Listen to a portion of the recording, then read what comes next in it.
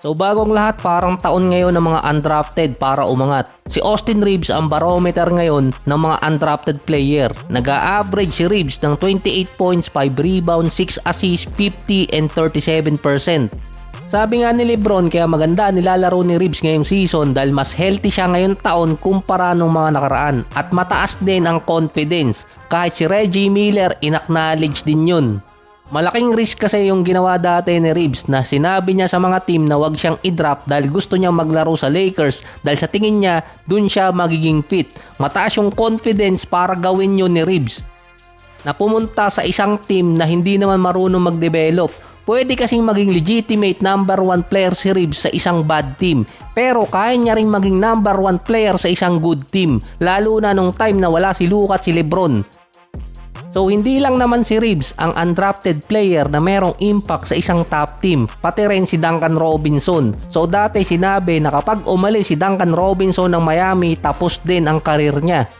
Dahil sa Miami lang gumagana yung style na meron siya at sila din ang nagbigay ng pagkakataon sa kanya. Pero parang isa siya sa player na umalis ng Miami na naging dalang Miami ang nagbigay sa kanya ng pagkakataon at nagagamit siya sa gusto nilang play. Pero ngayon, isa siya sa player na umalis ng Miami na steady pa rin. Dahil karamihan ng umaalis ng Miami na mga undrafted player, hindi maganda yung nilalaro. Si Duncan Robinson, steady pa rin ngayon. Nasa 12 points, 3 rebounds, 3 assists, 1 steal. Dumidepensa na rin, meron 43 and 40%. Integral part siya ngayon ng Detroit bilang isa sa mga shooter nila kapalit ni Malik Beasley na hindi nila pinapirma pabalik.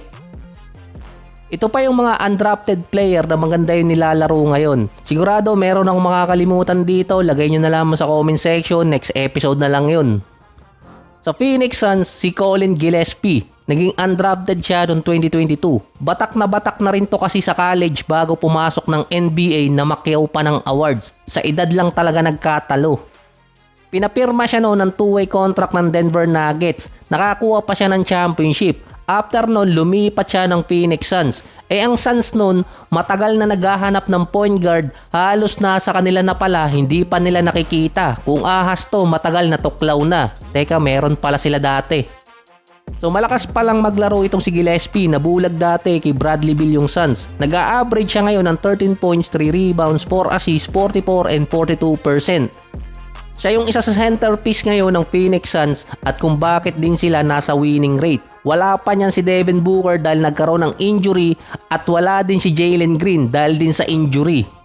Doon siya nabigyan ng pagkakataon mula na mawala si Green. Kapag umiscore si Gillespie ng 19 points pataas, meron silang 5-1 record. Ang initial problem nga lang sa Suns, kapag bumalik si Jalen Green, pwedeng maalis sa starting unit si Gillespie.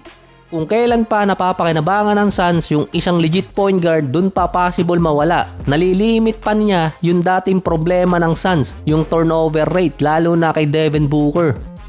Si Ryan Nembhard naman ang bumubuhay sa Dallas ulit ngayong season. 4-2 ang Dallas since nilagay siya sa starting unit ni Jason Kidd. Nag-a-average si Nembhard noon ng 15 points, 2 rebounds at 6 assists per game. Meron pa siyang 63% sa field at 68% sa 3-point area sa last 6 games. Mula din ang nilagay bilang primary point guard itong si Nembhard, kasabay niyang umangat yung stats ni Klay Thompson. Mula 11 points per game, naging 14 points per game na si Klay, nasa 42 and 47% sa 3-point area sa nakaraang 6 na game.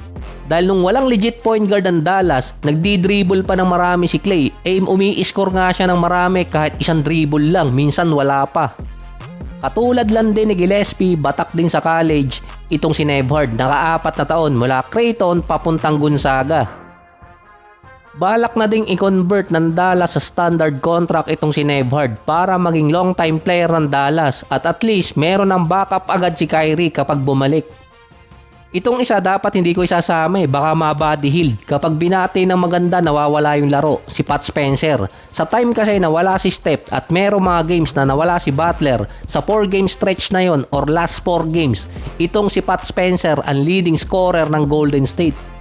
Napaka-unusual na isang 2-way player ang siyang maging leading scorer sa loob ng 4 na games. Nasa 2-2 record. Merong mga undrafted player o 2-way player naman ang nagiging leading scorer ng isang game. Pero sa 4 na sunod na game, hindi.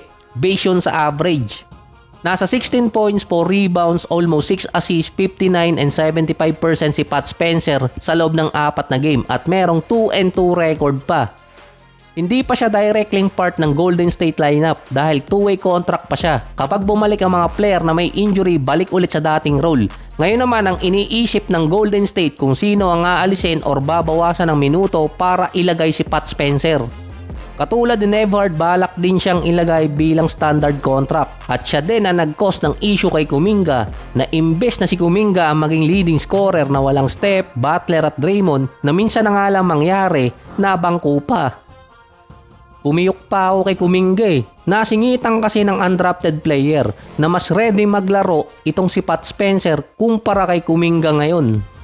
Based pa kay Coach Steve Kerr, kapag bumalik si Steph, ilalagay din niya itong si Pat Spencer kasama siya sa loob ng court dahil nga maganda yung impact na ginagawa niya sa Golden State.